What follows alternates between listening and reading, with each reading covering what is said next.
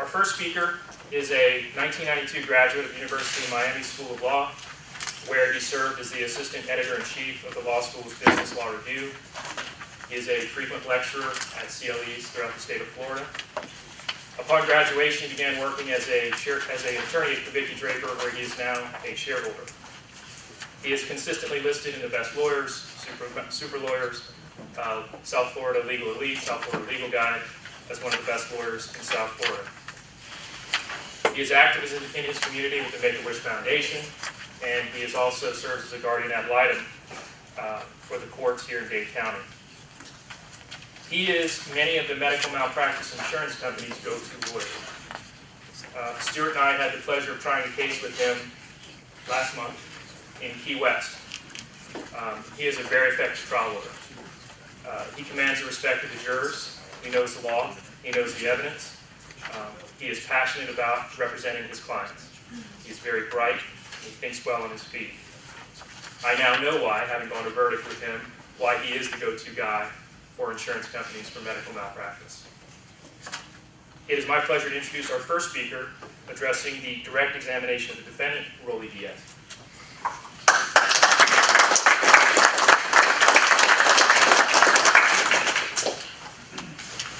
Thank you, everyone.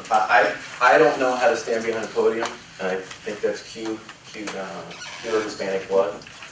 And I sure don't know who they're talking about when they're introducing me, because that doesn't sound like me. I appreciate it, but the reality is that I've always felt that I'm just someone that's trying to bring forth information to a jury. That's what we do. That's what we've always done, and it's really kind of what I want to talk to you today. I started at Vicky Draper working for a gentleman that some people, and a lot of people may know in this room, by the name of Miles McGrain. And he was someone that specialized in medical malpractice, and one of the toughest guys to work for, because he demanded perfection from you, and he demanded you to be the absolute best and to know the medical records. And here I am, kid coming out of law school not knowing what the hell I am doing, and they're throwing me into these complex cases with some amazing plaintiff lawyers on the other side. And I felt inadequate. Nothing has changed. 19 years later, I feel the exact same way. When I go up against some people that are in this room, people like Stuart and Scott in this recent trial we had, and actually this is the second time that we've been in trial with Stuart. You have to have your A game, and the reality is I've always felt like there is no A game for me. So what I'm going to talk to you about is my attempts to overcome what I believe to be my own shortcomings, my own inability to go against some of these very amazing lawyers. And it forced me to start looking at these cases a little differently. It forced me to start looking at these cases in a different mindset than everybody was looking at. And when I was being taught this idealistic view that in a courtroom we're pursuing the truth. We're pursuing facts and we're pursuing justice. And the fact of the matter is that when you're dealing with catastrophic cases, when you're dealing with death and devastation on the other side, you're going in there with a disadvantage. The defendants are going in there with a disadvantage. And it's something we all know.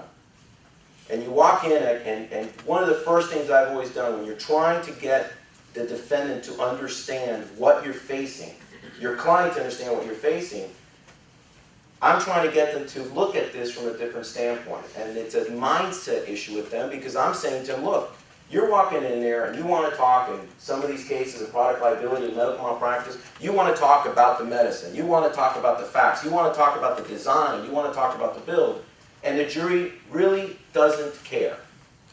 The jury is looking at someone on the other side that's lost a family member, or they're sitting there drooling, they're sitting there devastated with injury, and there is emotion on the other side.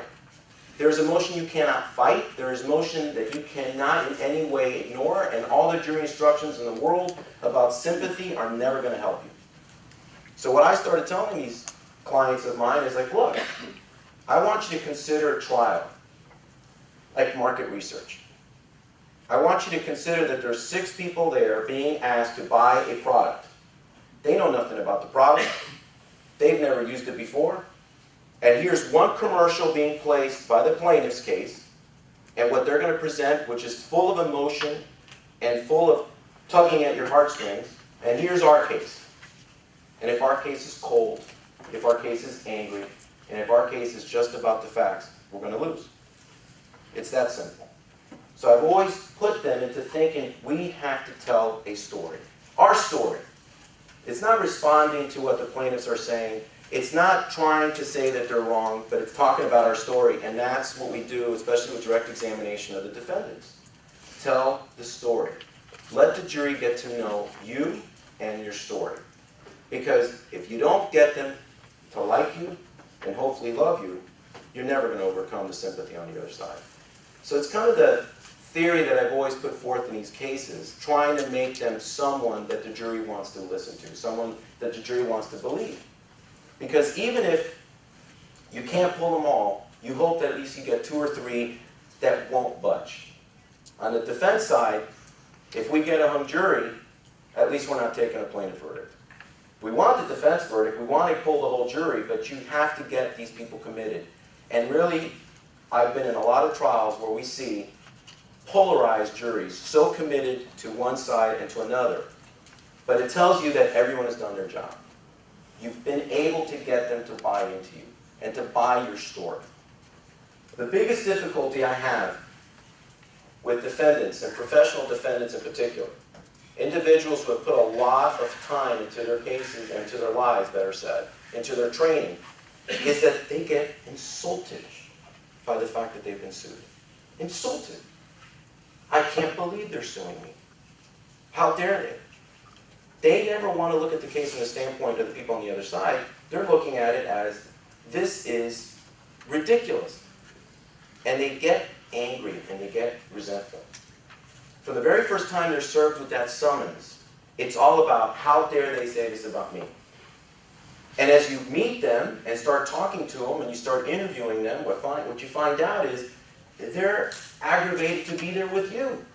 They don't want to spend the time to be there with you. They don't want to take the time out of their day. They're looking at you, you are just as much the enemy as the other side. I mean, you're taking my time, and you see them doing this, and you see them how much longer, and when I tell them, look, the first meeting's in about 3 hours, 3 hours to talk about what? They're immediately starting to be upset. And they're upset about the whole process. And so I start trying to get them, from the very beginning, to purge this resentment.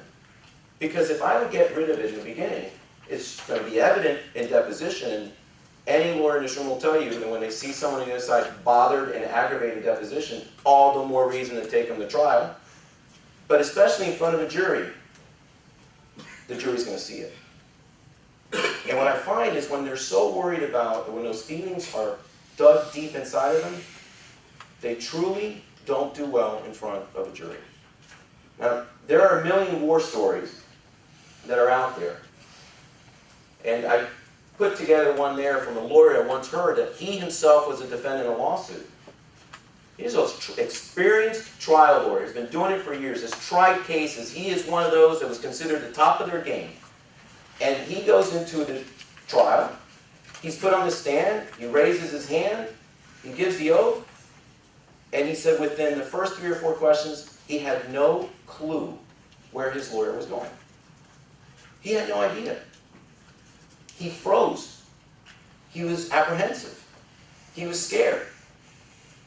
And this is a professional that does nothing more than trial work. And the minute that someone with his experience gets on the stand, it all disappears. Because there's no comfort. There was no knowledge of what they were trying to establish there psychologically. It was all about getting to the evidence, and then all you know is that he doesn't know where to go. And this is a lawyer.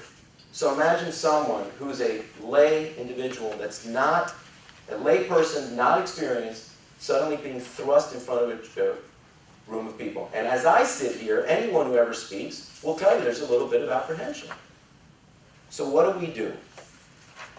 To get them ready, we start this psychological process of getting them to understand what we want to accomplish at trial. And there's this trying to get them to look at the case differently and I don't mean to demean the process of litigation and demean a trial, but get them to understand that we are selling a product. And I don't mean to say that this is what we do as salespeople, but we are trying to put across a case and we are trying to sell a story to the jury that wants to buy it, hopefully, So we're trying to get them to understand, who are you speaking to? You're not talking to your friends or your colleagues. You're not talking to individuals that know you. You're talking to individuals that don't. You're talking to individuals that don't understand why you're upset, because you're not the one in the wheelchair. You're not the one that's stroked out. You're not the one who's lost a family member. You're not the one who has devastating injuries. You're not that person. Why are you angry? It must be that you're hiding something. It must be that you're defensive for a reason. And it's a natural reaction for anyone that's being accused of anything, is you put up your defenses. It's human nature. But you got to start dealing with them psychologically. One of the tricks that we do, tools, is we start telling them, look at this as a standpoint of your best friend. It's your best friend sitting on the other side, someone you love, someone that had this happen to them, and you're hearing about the story third party. You're sitting there listening to this. Look at it from their standpoint, and look at it from there, and what would you want to tell your best friend? What would you want your best friend to know about whatever occurred here so that they might understand?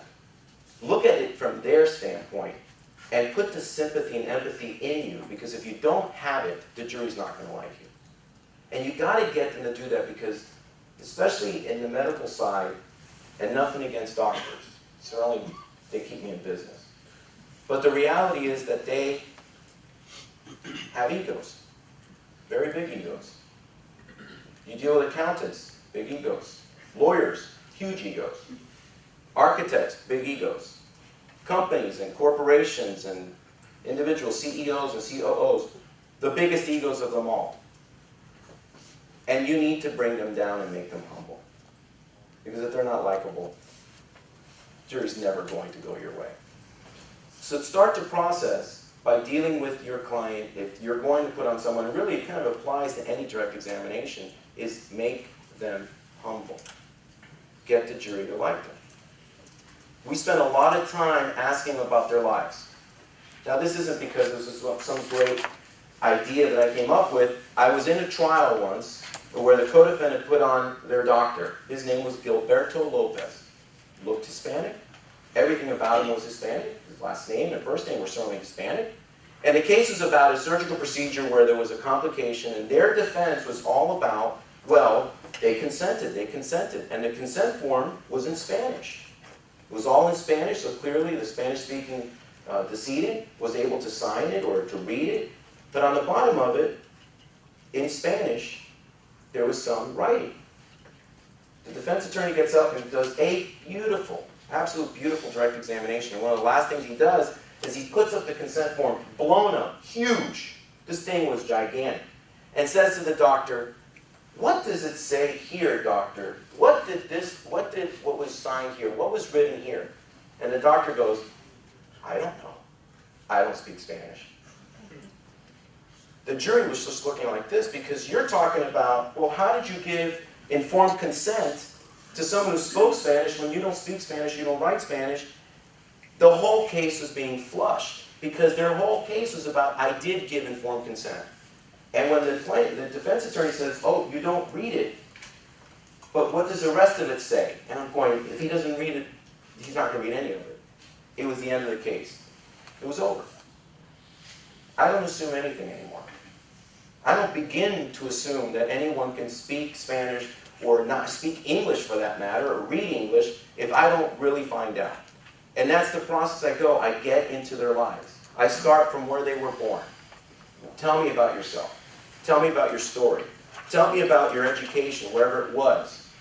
I'll go through elementary school, ask them about their lives. I find out as much as I can about them. Number one, I need to know. And number two, there are parts of people's stories that are compelling. Compelling.